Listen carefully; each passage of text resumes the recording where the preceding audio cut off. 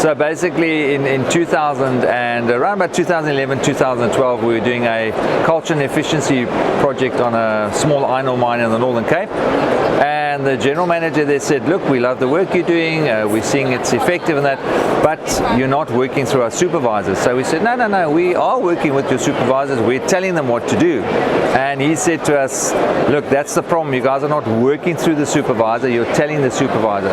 So that got us onto a journey on, okay, so well, let's create a program for this mine specifically. And we did think it would be a once-off, so we tailor-made it quite nicely, and in effect it became incredibly successful, where we built it from the ground up. We created our framework, which is basic competency, role execution, we now do safety, then we do some training, and then we coach, to performance to make sure, and that became very successful for that company, and the mine was doing very well, and they thanked us for all the good work, and you know, we went to other clients and they would say, what are you doing? And we would say, oh, we're doing this, that, and we say, oh, we're also doing supervisory. And then we go, well, that's our problem. And we're like, oh, wow. And then we realized that supervisory is a massive need in not just South Africa, but Africa. So we started capacitating more supervisors.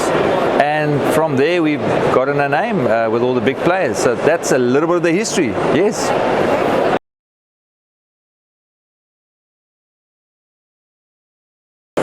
So we basically found is there's a lot of companies doing operational excellence stuff. So they're giving the tools. Let's talk about the management operating system. They will do the Lean Six Sigma stuff or the Lean stuff. So very much operational excellence focus. So we talk about that being the wide part. The thing is that the stickability, the mindset change, the behavior change happens with the coaching. Because we coach 24/7, because we coach over a 16-week period, every day we're able to embed into the individual the tools. We're able to embed into the individual the right behaviors that they should have leading a team. And so that's where our difference comes in, is that everyone can give you tools and methodologies and processes. But OIM's differential is that what we do is we basically create the new behaviors around those tools. We make sure that the people understand the purpose of the company. We make sure they get participation. The issue like psychological safety has now become very important now. A lot of our supervisors aren't equipped. They the old school, you know, I tell you, you must do. And we say, well, look, you can't work that way anymore. So that's why the coaching becomes important, and that's why you watch. The more effective we coach, the more the operational benefits start coming through, because behavior change in the end has an impact on the business.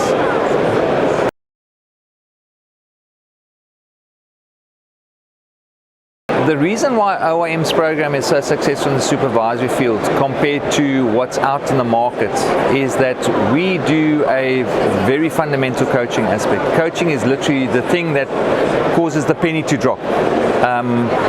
And you need to coach for a long time, because in essence it takes about 3 months for people to get a mindset change, and the mindset change only really happens because they see the benefits, and once they see the benefit, you can then embed the changes, and you can basically make sure that they carry on effectively. The majority of programs that we've seen within the mining within Africa and South Africa is very much a training.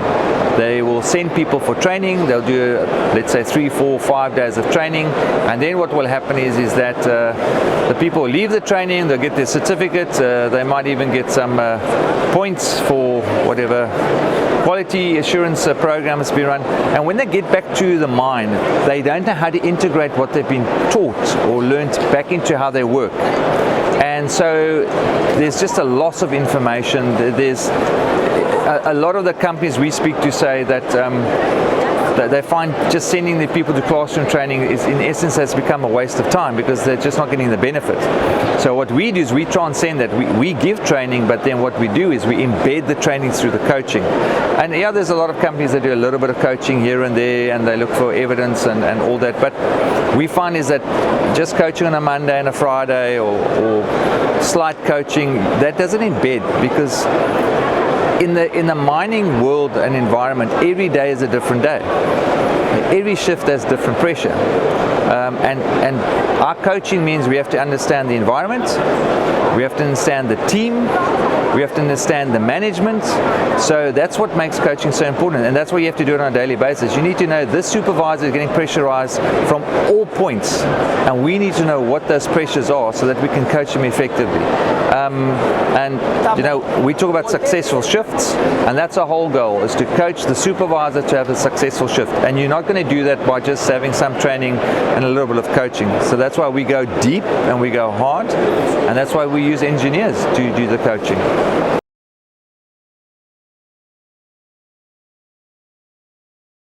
The program, in the end of the day, comes down to, let's say, two main things. The one is capacitating the supervisor to be able to, and this is the second one, have a successful shift. And our whole goal is to empower and capacitate our supervisor or our frontline leader to basically have a successful shift. And we know if your shifts are successful, consistently successful, because you do get erratic successful, or you get consistently successful shifts, at the end of the day you will have operational performance. Your KPIs will improve, your cost per tons will come down, your availability will go up, you will have a more empowered workforce, a more engaged workforce. But at the end of the day, what does the company want? The company wants to see that they're making more money, more effectively, safely. That's really what it encompasses. But what does the individual want to see? The individual wants to see that he's got the skills, that he's confident enough to deliver on his shift. And he understands that if he delivers on his shift, there's a benefit for him, there's a benefit for his family and for the community. So that's basically what, in the end, we're trying to achieve.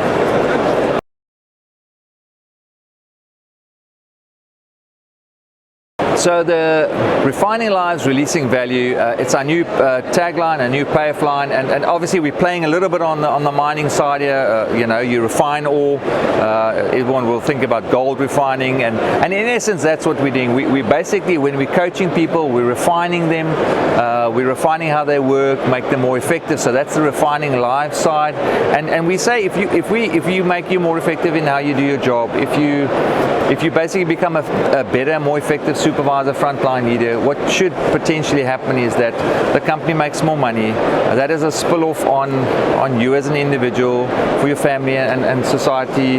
So that's where the refining lives comes in. It's about the individual, it's about refining their lives, but the releasing value is the company side. We're saying, well, if we're able to impact the individual so well that he leads his team better, that things just work better, we solve problems more effectively, what we see is that it will release more value for the company. So that's why we came with the refining lives, releasing value. It's a dual thing. It's the company benefits on the value side, but the individual benefits on capability, effectiveness, confidence that he carries with it.